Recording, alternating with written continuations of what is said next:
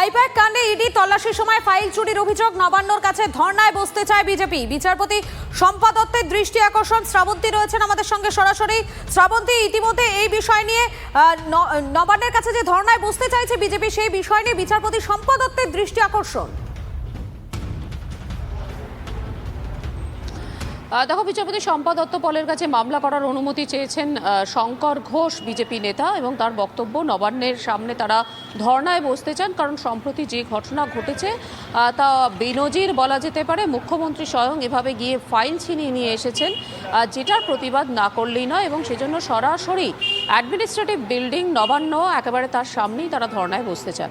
যদিও অতীতে আমরা এর আগেও দেখেছি যে নবান্নের সামনে কোনোভাবেই অনুমতি দেওয়া হয় না পুলিশের পক্ষ থেকে। সেখানে মুখ্যমন্ত্রী সহ বেশ কিছু আধিকারিকরা যাতায়াত করেন, তাদের নিরাপত্তা যেরকম একটা বড় প্রশ্ন, একই সঙ্গে এটা একটা সংযোগকারী রাস্তা বলা চলে, যেখানে হাওড়ার মানুষের সঙ্গে কলকাতার মানুষের একটা সংযোগ স্থাপন হয়। ফলে এই রাস্তায় যদি কোনো বিক্ষোভ মিছিল ইত্যাদি হয় তাহলে সাধারণ মানুষের সমস্যা হবে। কার্যত এখান থেকেই পুলিশের পক্ষ থেকে কোনো মতেই অনুমতি দেওয়া হয় না। আগামীকাল বিচারপতি শম্পা দত্ত পলের ঘরে এই মামলাটি রয়েছে, এবং সেখানেই বিচারপতি সিদ্ধান্ত নেবেন আদৌ এই নবান্নের সামনে যে জমায়েত সেটা করতে দেওয়া হবে কিনা। ধন্যবাদ তোমাকে।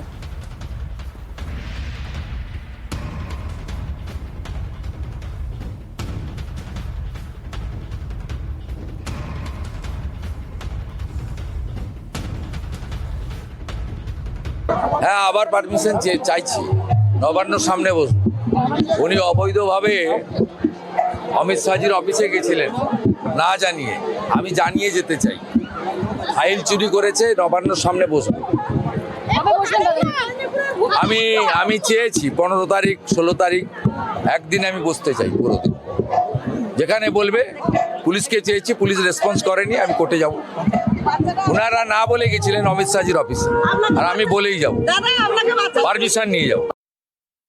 ভেতরে কোনোদিন বসতে পারবে না, তারা যদি বাইরে বসতে চায় সেই নিয়ে কি বলি বলুন তো। তাদের বহু বছর ধরে বসার শখ, এবং যিনি প্রধানত বসবেন বলেছিলেন শুভেন্দু বাবু, তিনি এই ধর্নাটা ডাক দিয়েছিলেন গত কয়েকদিন আগে। তিনি এবারও বুঝে গেছেন তাদের দলের তো নিজস্ব সমীক্ষা, নিরীক্ষণ, পর্যালোচনা চলছে, সবটা দিয়েই বুঝে গেছেন বিজেপি 50-60-এর গন্ডি টপকানোটা বিরাট কষ্টকর এবারের নির্বাচনে। ফলে তার হচ্ছে না, তো বাইরে বসে অন্তত কিছুটা যদি দুধের স্বাদ ঘোলে মেটানো যায়।